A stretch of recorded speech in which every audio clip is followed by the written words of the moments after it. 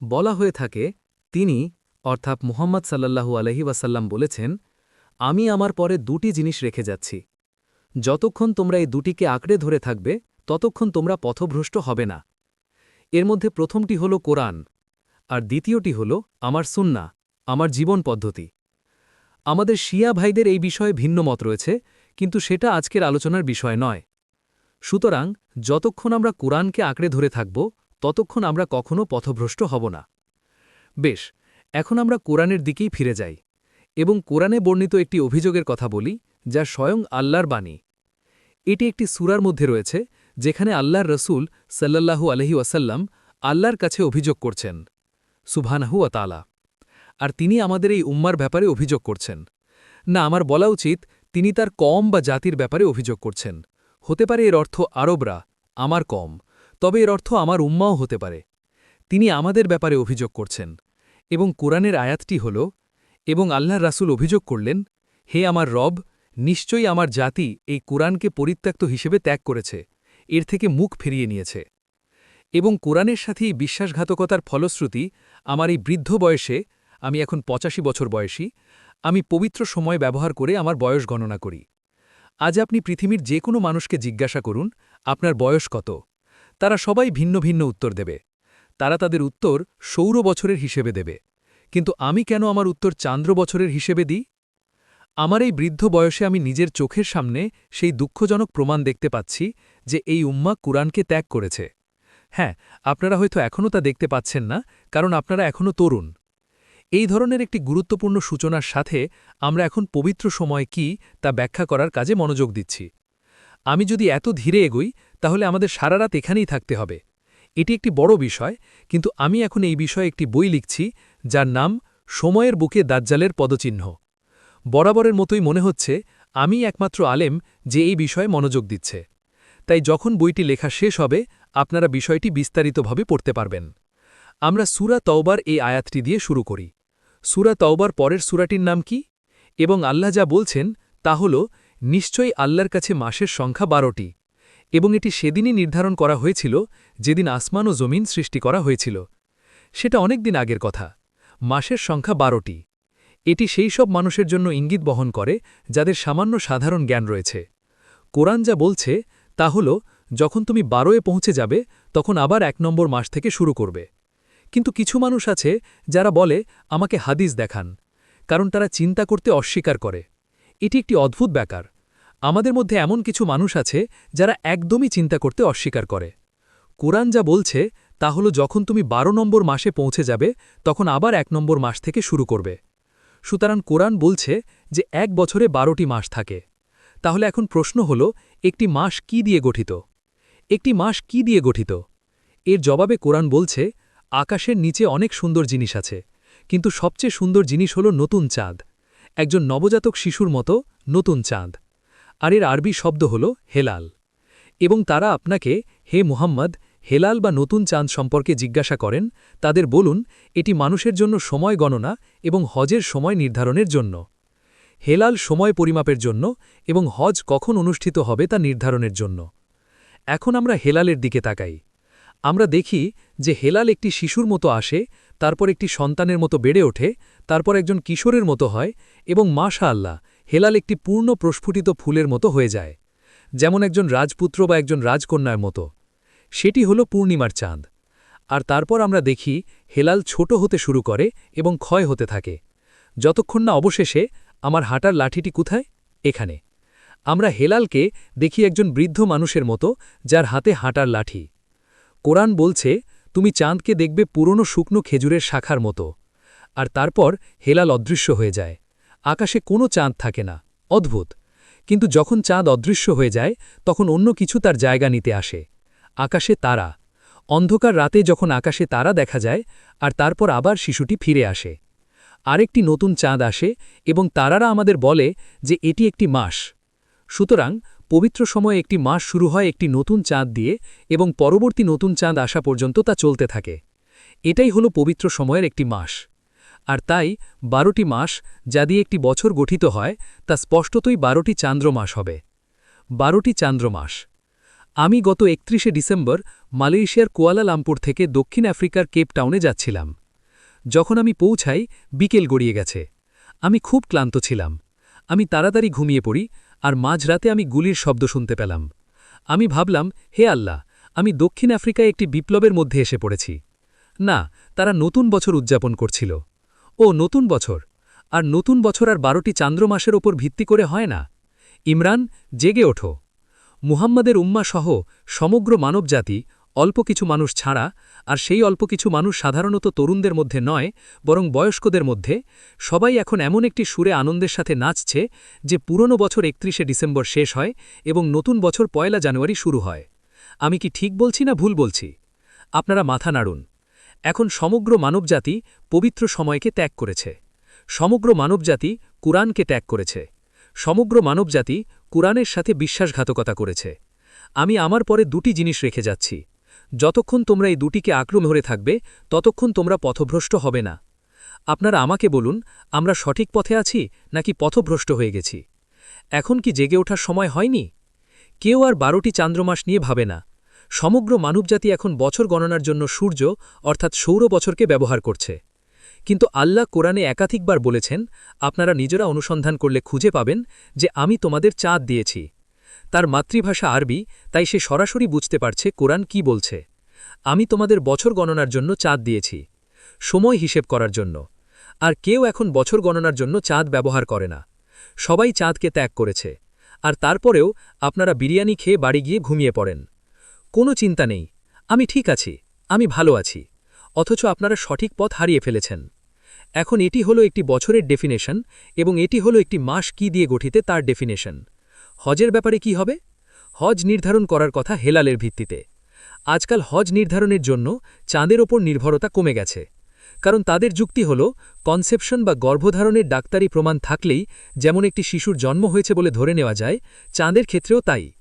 কিন্তু আমাদের অনেকের মতে, না না না, শিশুর জন্ম তখনই হয় যখন আপনি শিশুকে আপনার কোলে তুলে নিতে পারেন। তখনই শিশুর জন্ম হয়। আপনি কিভাবে বলতে পারেন যে শিশুটি যখন মায়ের গর্ভে তখনই তার জন্ম হয়েছে? কিন্তু কিছু কর্তৃপক্ষ বলে, না না না, এটা আধুনিক যুগ, এটা বিজ্ঞান ও প্রযুক্তির যুগ। যতক্ষণ প্রমাণ থাকবে যে চাঁদের জন্ম হয়েছে, অর্থাৎ চাঁদের জন্ম হয়েছে, ততক্ষণ আমরা ধরে নেব মাস শুরু হয়ে গেছে। তাই আমাদের আর চাঁদ খোঁজার দরকার নেই।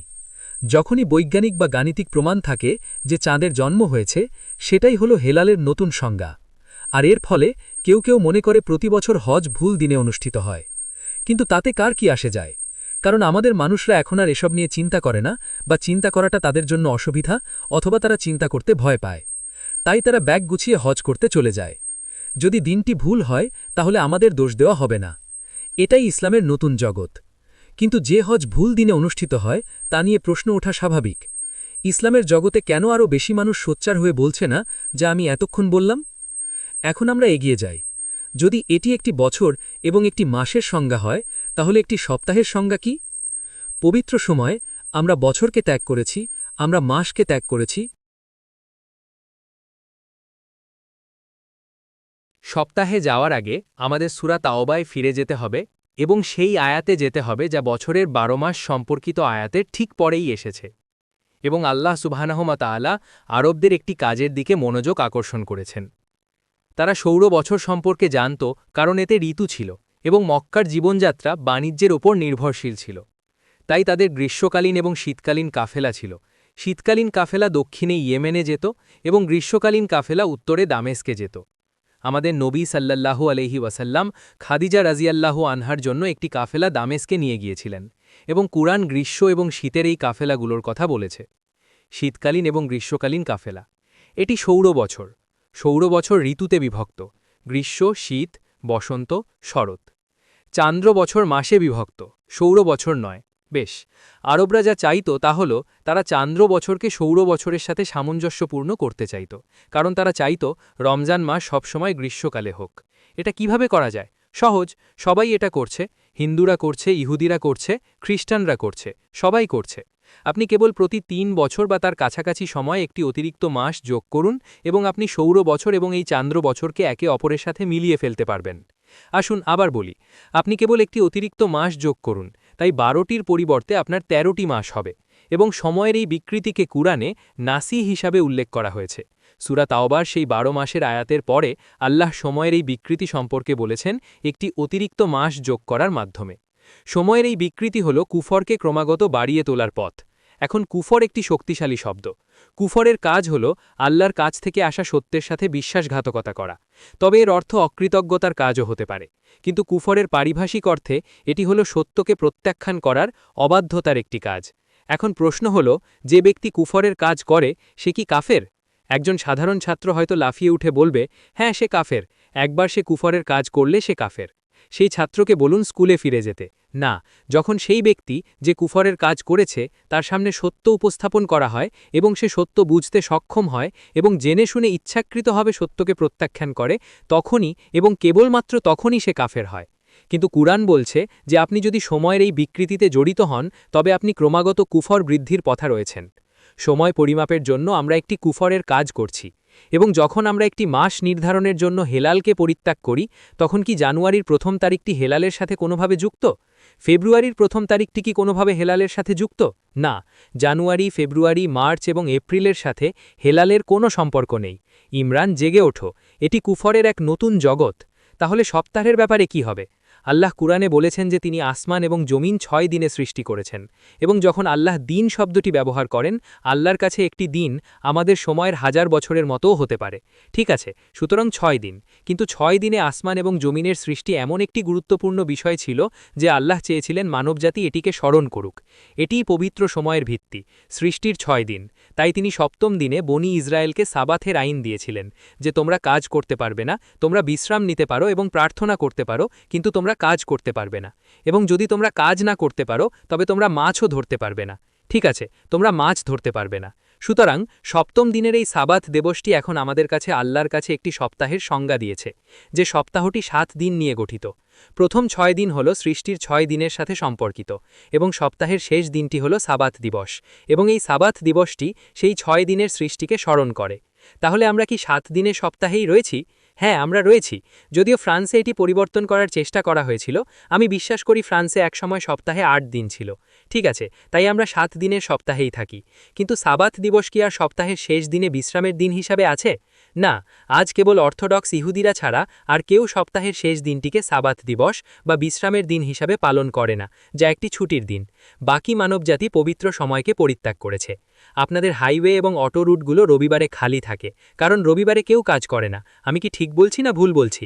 রবিবারে কেউ কাজ করে না। মালয়েশিয়ায় নয়, ইন্দোনেশিয়ায় নয়, মিশরে নয়, সৌদি আরবে নয়, তুর্কিতে নয়, ইসলামের বিশ্বের কোনো অংশে নয়। বাকি বিশ্বের কথা ভুলে যান। সমগ্র মানবজাতি অর্থোডক্স ইহুদিরা ছাড়া এখন সপ্তাহের পবিত্র সময়কে পরিত্যাগ করেছে, কারণ সমগ্র মানবজাতির ছুটির দিন রবিবার। রবিবারে ছুটি মানে কোনো কাজ নেই। সুতরাং এটি ক্রমাগত কুফর বৃদ্ধির পথে।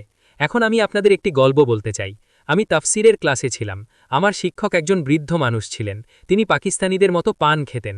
তিনি পান চিবোচ্ছিলেন এবং আমাদের তাফসির শেখাচ্ছিলেন। আমি সাধারণত সেই ক্লাসে ঘুমোতাম, কিন্তু আমরা সূরা নূর নিয়ে আলোচনা করছিলাম এবং তিনি একটি হাদিস উদ্ধৃত করলেন যা আমাকে ঘুম থেকে সজোরে জাগিয়ে তুলল। যখন আমি এই হাদিসটি শুনলাম যে ওমর রাজিয়াল্লাহু আনহু জেনা বা ব্যভিচার সম্পর্কে বলেছেন, ওমর রাজিয়াল্লাহু আনহু বলছেন, মানুষ বলবে আমরা আর কুরআনে রজমের আয়াত খুঁজে পাই না। রজম হলো পাথর মেরে মৃত্যুদণ্ড দেওয়ার একটি ঐশ্বরিকভাবে নির্ধারিত শাস্তি, মৃত্যু পর্যন্ত পাথর মারা। এটি তাওরাতেও আছে। আমরা আর কুরআনে রজমের শাস্তি খুঁজে পাই না। তাই আমি আপনাদের এটি ব্যাখ্যা করে বলি যে যদি তারা অবিবাহিত হয় তবে শাস্তি হলো যা সূরা নূরে আছে, অর্থাৎ প্রকাশ্যে বেত্রাঘাত। কিন্তু যদি তারা বিবাহিত হয় তবে শাস্তি হলো যা তাওরাতে আছে, অর্থাৎ পাথর মেরে মৃত্যুদণ্ড। তাই যখন আমি এই কথা শুনলাম যে কুরআনে একটি আয়াত ছিল এবং তা আর নেই, আমি মনে মনে বললাম, অবশ্যই আমি প্রকাশ্যে বলতে পারিনি যে এই ক্লাসরুমে আমি কী সব অযৌক্তিক কথা শুনছি। কিন্তু শিক্ষক হিসাবে আপনাকে শান্ত থাকতে হবে। তাই আমি ক্লাস শেষ হওয়ার পর্যন্ত ধৈর্য ধরে রাখলাম যে কুরআনে একটি আয়াত ছিল এবং তা আর নেই। ক্লাস শেষ হলে আমি মাওলানা ফাজলুর রহমান আনসারির অফিসে ছুটে গেলাম। তার মেয়ে আজ আমাদের সাথে এখানে আছে, এবং আমি তাকে বললাম, মাওলানা, আমাকে ক্লাসে সহিহ বুখারীর হাদিস শেখানো হয়েছে যে কুরআনে একটি আয়াত ছিল যা আর নেই। মাওলানা আমার মুখের দিকে তাকালেন। তিনি বুঝতে পারলেন যে এটি একটি সমস্যা, এবং তারপর তিনি আমাকে বললেন, ইমরান, তারা ভুল। কুরআনের কোনো আয়াত কখনো বাতিল, রহিত বা ভুলিয়ে দেওয়া হয়নি। সূরা বাকারার এই আয়াতটি যা আমি এখন তেলাওয়াত করব, আমরা কোনো আয়াত বাতিল করি না, রহিত করি না বা কোনো আয়াত ভুলিয়ে দিই না, কিন্তু আমরা সেটিকে তার চেয়ে উত্তম বা তার সনরূপ কিছু দিয়ে প্রতিস্থাপন করি। এই আয়াতটির অযৌক্তিক কথার পক্ষে ব্যবহার করা হয় যে কুরআনে এই আয়াতটি ছিল, এখন এটি বাতিল এবং রহিত হয়ে গেছে। হ্যাঁ, আল্লাহর পক্ষ থেকে আসা একটি আয়াত যেমন সাবাথের আইন বাতিল বা রহিত হতে পারে, কিন্তু যদি এটি বাতিল বা রহিত হয়, আল্লাহ বলেন আমি সেটিকে তার চেয়ে উত্তম বা তার সনরূপ কিছু দিয়ে প্রতিস্থাপন করব। কিন্তু আমাদের বিষয়ে এগিয়ে যাওয়ার আগে যারা অবৈধভাবে যৌন মিলন করে তাদের জন্য শাস্তির আইন কি? আমার শিক্ষক, আল্লাহ তার ওপর রহম করুন, তার বই মুসলিম সমাজের কুরআনিক ভিত্তি এবং কাঠামোতে সাহস করে বলেছেন যে জেনার জন্য শাস্তির আইন হল প্রকাশ্যে বেত্রাঘাত, এবং তাই রজমের আইনটি এখন এই উম্মার জন্য বাতিল এবং রহিত হয়ে গেছে। আমাদের কেবল একটি শাস্তি আছে এবং সেটি হল প্রকাশ্যে বেত্রাঘাত। বেশ, এখন আমরা এগিয়ে যাই, আমরা সাবাথের আইনে ফিরে আসি।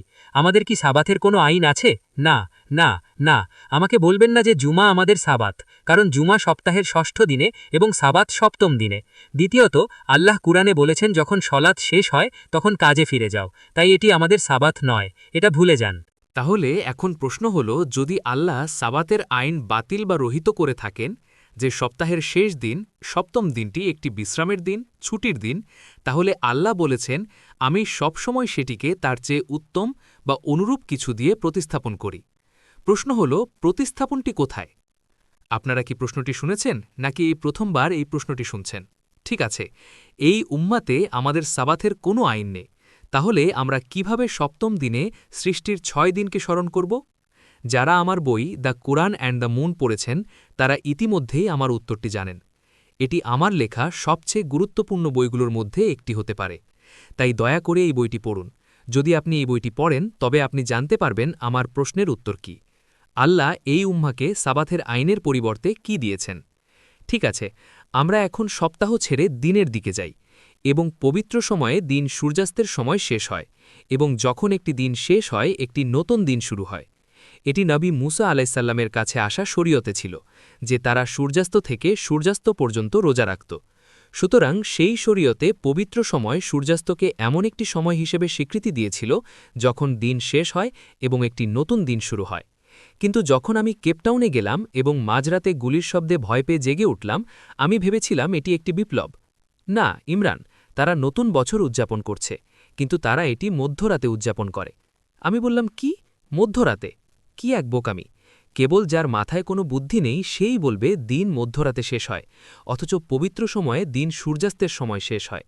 এবং আকাশের দিকে তাকান যখন দিনটি রাতকে আলিঙ্গন করতে আসে। আল্লাহ শপথ করেন রাতের, এবং যা কিছু রাত রহস্যময়ভাবে আবৃত করে রাখে, এবং তিনি শপথ করেন দিনের, যেখানে কিছুই ঢাকা থাকে না, সব কিছু খোলা এবং উজ্জ্বল। এবং তারপর তিনি বলেন, কিন্তু যেভাবে আমি রাত এবং দিন সৃষ্টি করেছি সেভাবেই আমি পুরুষ এবং নারী সৃষ্টি করেছি, এবং যেভাবে রাত এবং দিন একে অপরের প্রতি আকৃষ্ট হয় সেভাবে পুরুষ এবং নারী একে অপরের প্রতি আকৃষ্ট হয়।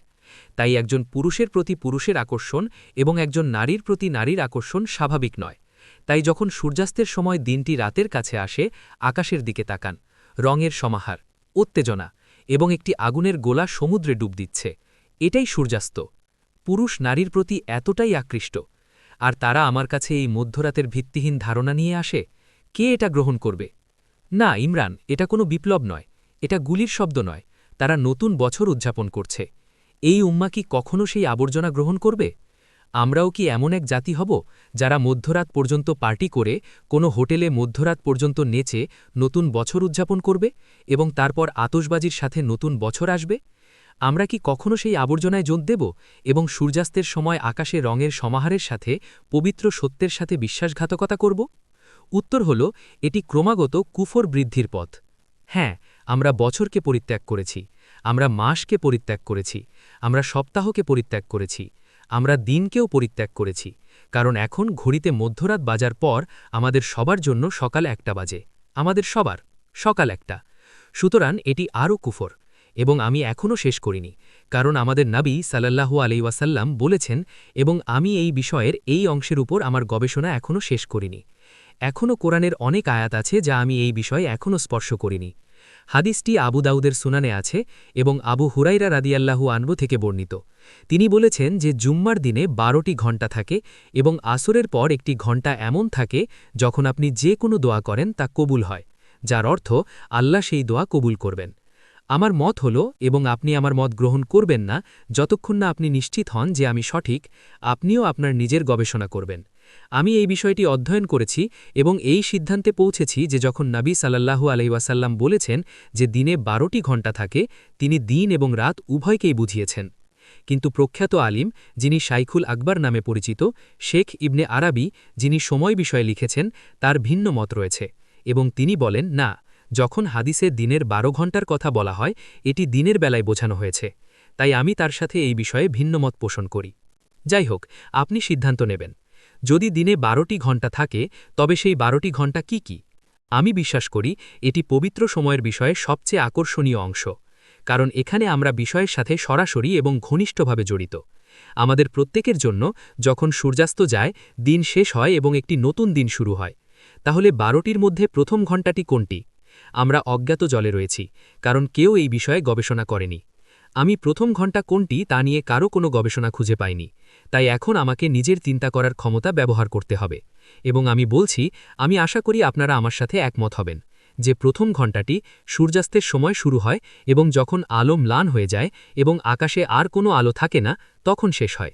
গোধূলি শেষ হয়েছে, এটি ঈশার সময়। তাহলে প্রথম ঘণ্টাটি মাগরিব থেকে ঈশা পর্যন্ত।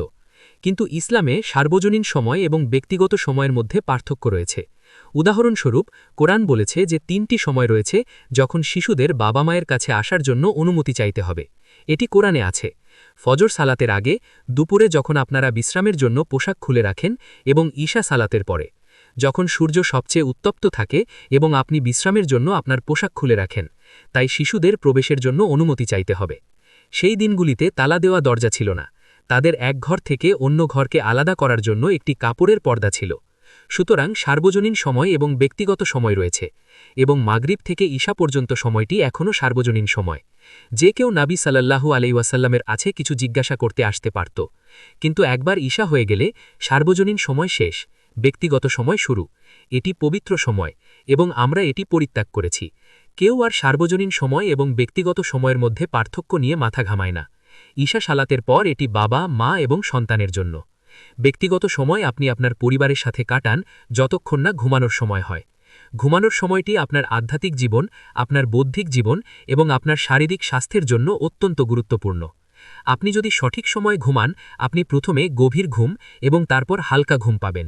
এবং যারা এই সময়ে গভীর ঘুম নেন, তারা সুন্দরভাবে বৃদ্ধ হবেন। তারা বৃদ্ধ হবেন এবং তখনও তরুণ দেখাবেন।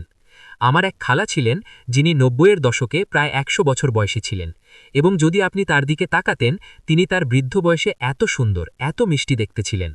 এবং যদি আপনি এই সময় না ঘুমান, তবে আপনি একটি পচা আপেলের মতো হয়ে যাবেন, এবং আপনি বৃদ্ধ, দুঃখজনকভাবে বৃদ্ধ দেখাবেন।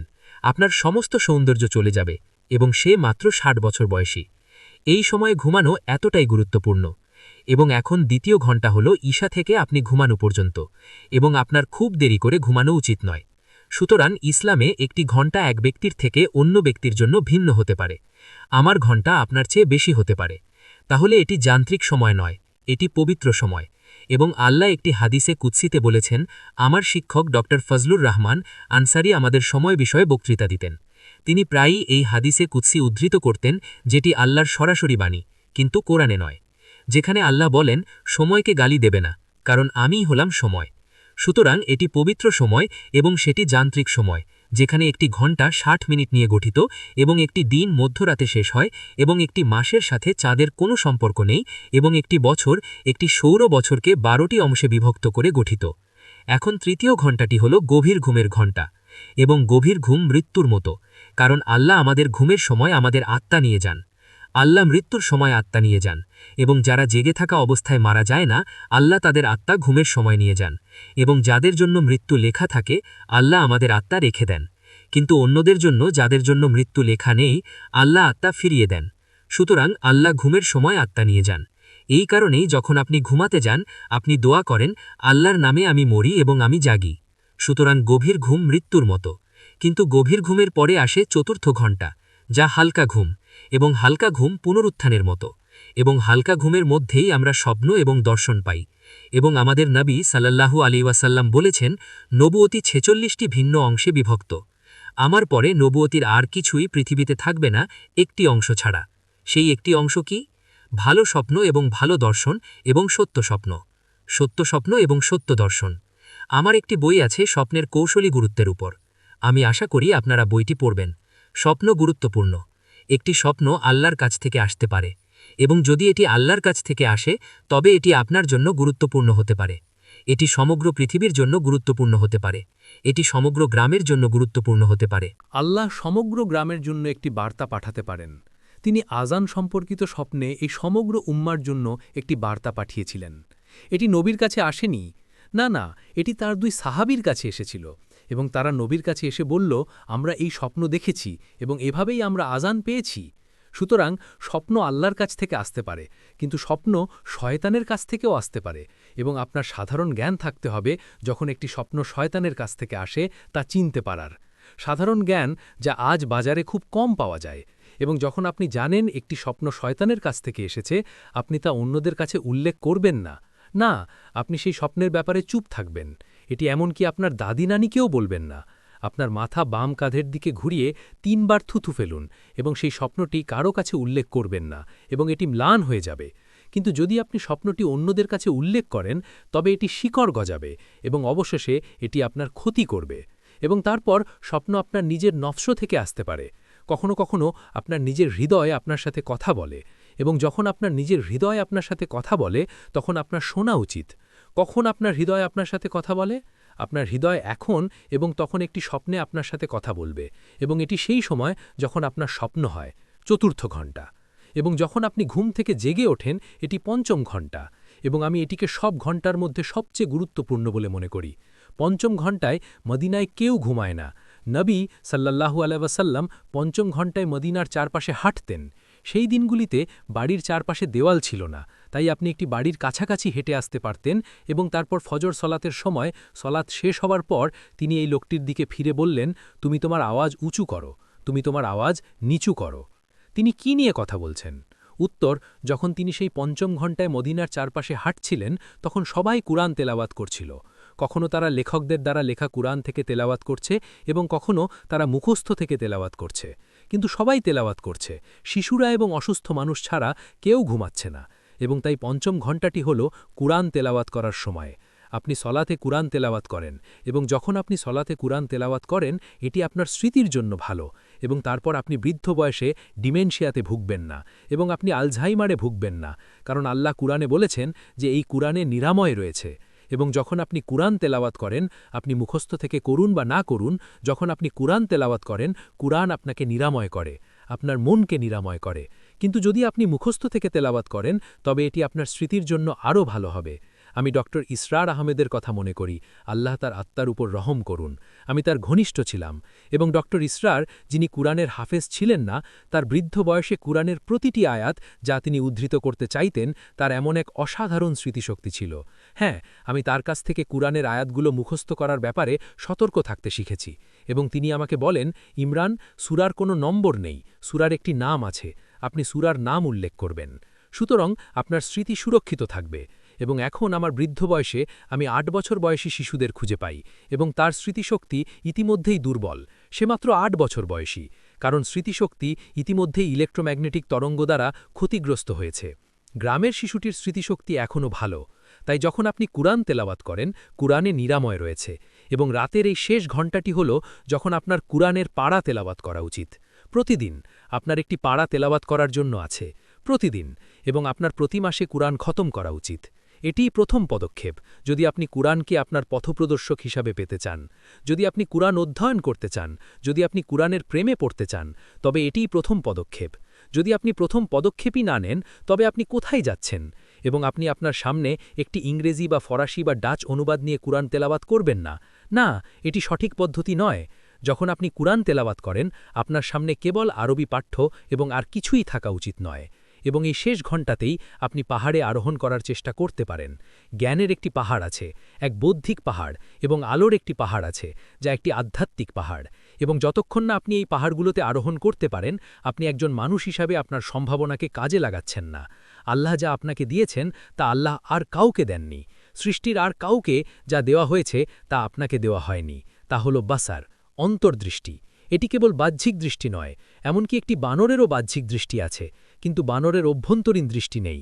এমনকি একটি গাধাও শুনতে পারে, কিন্তু গাধার অভ্যন্তরীণ শ্রবণ শক্তি নেই। এবং গাছ, উদ্ভিদ এবং প্রাণীদের অন্তর্দৃষ্টি নেই। এটাই আল্লাহ আমাদের মানুষদের দিয়েছেন। এবং অন্তর্দৃষ্টি এক বৌদ্ধিক পাহাড় এবং একটি আধ্যাত্মিক পাহাড়। এবং যতক্ষণ না আপনি সেই পাহাড়ে আরোহণ করতে পারেন, আপনি আজকের বিশ্বের বাস্তবতা ভেদ করতে পারবেন না। এবং এই কারণেই আমাদের দারুল উলুম এবং দারুল উলুম থেকে স্নাতক হওয়া সমস্ত মাওলানা কোথাও যাচ্ছে না। তারা কোথাও যাচ্ছে না। শেষ ঘণ্টাটি আমাদের বিবাহিত জীবনের জন্যও গুরুত্বপূর্ণ। আসুন এখন ষষ্ঠ ঘণ্টায় যাই। কেউ আমাকে এটা শেখায়নি। আমার সারা জীবনে এমন কোনো শিক্ষক ছিল না যিনি আমাকে যা শেখাচ্ছেন তা শেখাতে পারেন। না, এখন আসে ষষ্ঠ ঘণ্টা, যখন রাত শেষ হয়ে গেছে। রাতে কেবল 5 ঘণ্টা থাকে, কিন্তু দিনে 7 ঘণ্টা থাকে।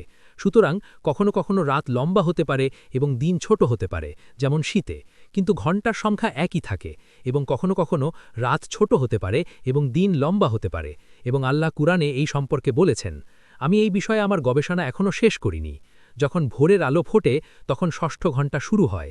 এবং আমাদের কাছে ভোরের আলোর একটি সংজ্ঞা আছে, কারণ রমজানে আপনাকে রাতের বেলায় খেতে এবং পান করতে হয়। আপনি কখন খাওয়া বন্ধ করবেন? উত্তর, কুরআন কি বলে?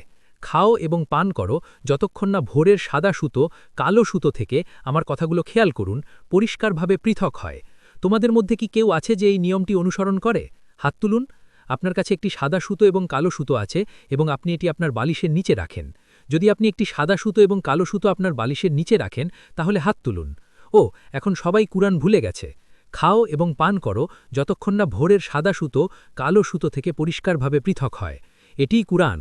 তাই এই সাহাবী সাদা সুতো এবং কালো সুতো তার বালিশের নিচে রাখলেন। এবং সকালে তিনি পরীক্ষা করছেন কখন খাওয়া বন্ধ করতে হবে। এবং তার কিছু অসুবিধা হচ্ছিল।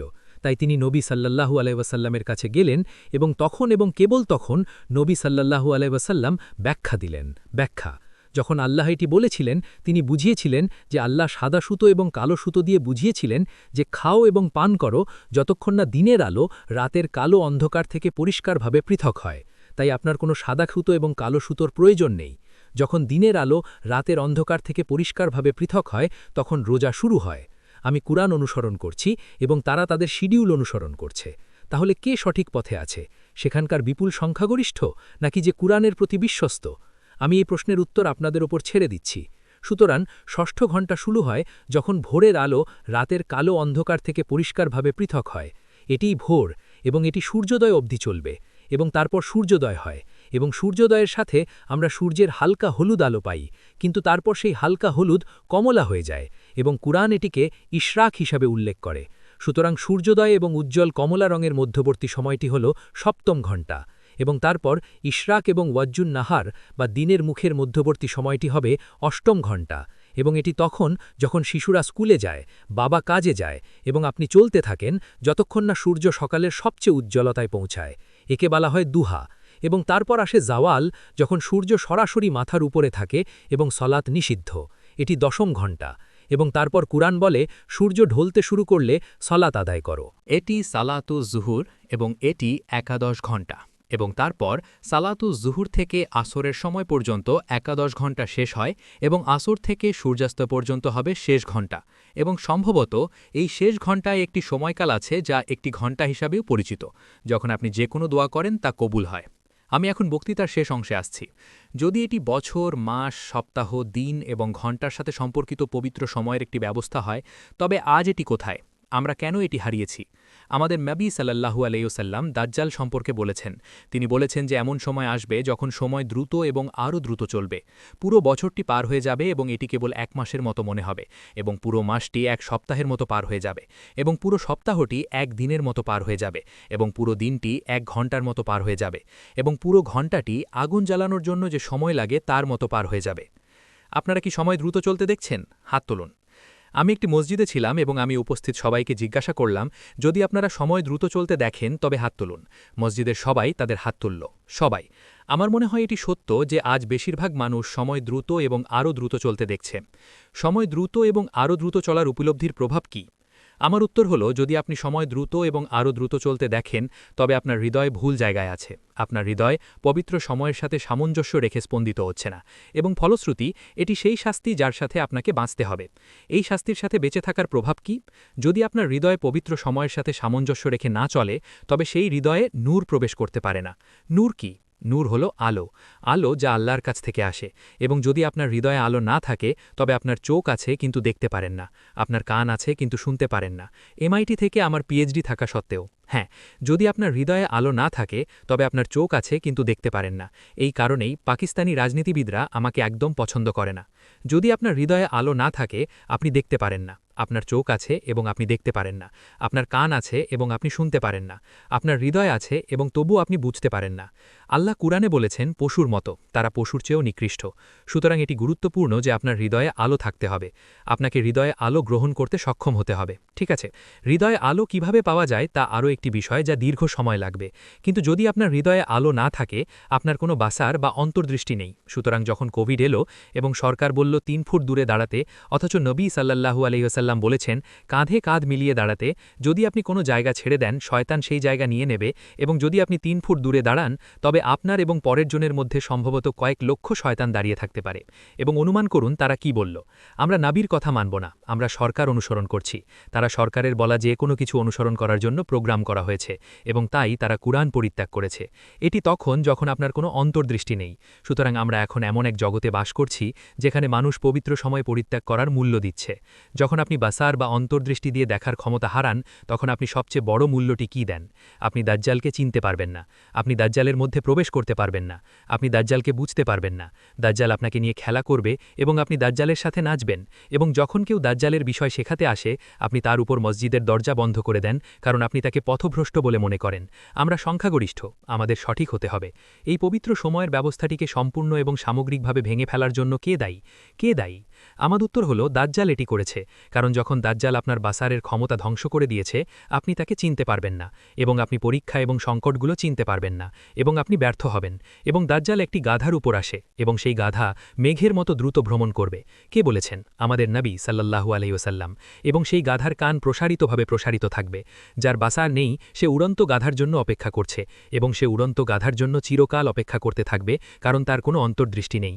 এবং আমরা বলি না, উড়ন্ত গাধা ইতিমধ্যেই এখানে আছে। দাজ্জাল আকাশ নিয়ন্ত্রণ করে, উড়োজাহাজ এবং বিশেষ করে যুদ্ধবিমান। দাজ্জাল একজন মানুষকে 2 ভাগে কেটে ফেলবে এবং তাকে আবার একত্রিত করবে, এবং মানবজাতি বলবে, এ তো ঈশ্বর, মৃতকে জীবন দিতে পারে। তাই সে এখন সেই দিনের জন্য অপেক্ষা করবে যখন একজন মানুষকে 2 টুকরো করা হবে এবং তারপর আবার একত্রিত করা হবে, কারণ তার কোনো অন্তর্দৃষ্টি নেই। এবং আমরা বলি না, এটা তো ইতিমধ্যেই ঘটছে, চিকিৎসা বিজ্ঞান ইতিমধ্যেই এটা করছে। একজন মানুষকে 2 ভাগে কেটে আবার জীবন ফিরিয়ে দেওয়ার সমতুল্য ঘটনা আজ প্রতিদিন হাসপাতালে ঘটছে। এটাই হলো বাসার বা অন্তর্দৃষ্টি। দাজ্জাল বাজার থেকে আসল টাকা সরিয়ে নেবে। আসল টাকা হলো এমন টাকা যার অন্তর্নিহিত মূল্য আছে। এর মানে হলো টাকার মূল্য টাকার মধ্যেই থাকে। কিন্তু এখন দাজ্জাল আপনার টাকা চুরি করতে পারে, তাকে আর আপনার পকেটে হাত দিতে হবে না। না না না, আপনার টাকা 4 দিক থেকে চুরি হচ্ছে এবং আপনি তা জানেনও না। যখন আমি 1964 সালে ছাত্র হিসাবে পাকিস্তানে গিয়েছিলাম, তখন পাকিস্তানের বয়স শুধুমাত্র 17 বছর, নবজাতক দেশ, এবং 1 মার্কিন ডলারের মূল্য ছিল 1 টাকা 75 পয়সা। আজ 1 মার্কিন ডলারের মূল্য প্রায় 300 টাকা। এবং যাদের অন্তর্দৃষ্টি নেই, তারা বুঝতে পারে না যে টাকার মূল্য কমে যাওয়ার সাথে সাথে অসচেতন জনগণের কাছ থেকে স্থানীয় এবং বিদেশের এক হিংস্র এলিটের কাছে সম্পদের এক বিশাল স্থানান্তর ঘটেছে। এবং এই কাগজের টাকা এবং প্লাস্টিকের টাকা এবং ইলেকট্রনিক টাকা এবং ক্রিপ্টোকারেন্সির ব্যবস্থাটি একটি সাকশন পাম্পের মতো মানবজাতির সম্পদ চুষে নিচ্ছে, এবং আপনার কাছ থেকে সম্পদ নিয়ে আপনার শত্রুদের কাছে নিয়ে যাচ্ছে। এবং যখন আপনার কোনো অন্তর্দৃষ্টি থাকে না, আপনি কেবল একটি গাধার মতো, এবং দাজ্জাল হাসতে হাসতে শেষ, এবং তারা কেবল আপনার উপর মসজিদের দরজা বন্ধ করে দিতে পারে। আমার ইচ্ছা ছিল দাজ্জাল এবং সময়ের মধ্যে সম্পর্কটি ব্যাখ্যা করার জন্য আরও সময় ব্যয় করার, কিন্তু শেষ করার আগে আমি আপনাকে দাজ্জাল এবং সময়ের মধ্যে সম্পর্কের একটি ছোট্ট স্বাদ দিই, এবং আমরা শেষ করব। আমাদের নবী সাল্লাল্লাহু আলাইহি ওয়াসাল্লাম বলেছেন, যখন দাজ্জালকে মুক্তি দেওয়া হবে, সে পৃথিবীতে 40 দিন বাস করবে। একটি দিন 1 বছরের মতো, একটি দিন 1 মাসের মতো, একটি দিন 1 সপ্তাহের মতো, এবং তার বাকি দিনগুলো তোমাদের দিনের মতো। সুতরাং দাজ্জাল 3টি সময়কালের মধ্য দিয়ে যাবে। 3টি সময়কাল প্রেসডে, সে আমাদের স্থান এবং সময়ের জগতে প্রবেশ করবে যখন তার দিন আমাদের দিনের মতো হবে। আমি আমার বলছি, এই হাদিস থেকে আমরা জানি যে দাজ্জাল 3টি সময়কালের মধ্য দিয়ে যাবে। প্রেসডে, সে আমাদের স্থান এবং সময়ের জগতে প্রবেশ করবে যখন তার দিন আমাদের দিনের মতো হবে। আমি এখন এই হাদিসটি নিয়ে আপনাদের আরও 1 ঘন্টা বক্তৃতা দিতে পারি, কিন্তু এটি শেষ, এটিই বক্তৃতার শেষ। এটি কেবল একটি অ্যাপিটাইজার যা আপনাকে জানাতে যে দাজ্জাল এবং সময়ের মধ্যে একটি অত্যন্ত গুরুত্বপূর্ণ সম্পর্ক আছে, এবং এটি আমার থিসিসকে নিশ্চিত করতে সাহায্য করবে যে দাজ্জালই পবিত্র সময়ের ব্যবস্থাটিকে ভেঙে দিয়েছে। ধন্যবাদ।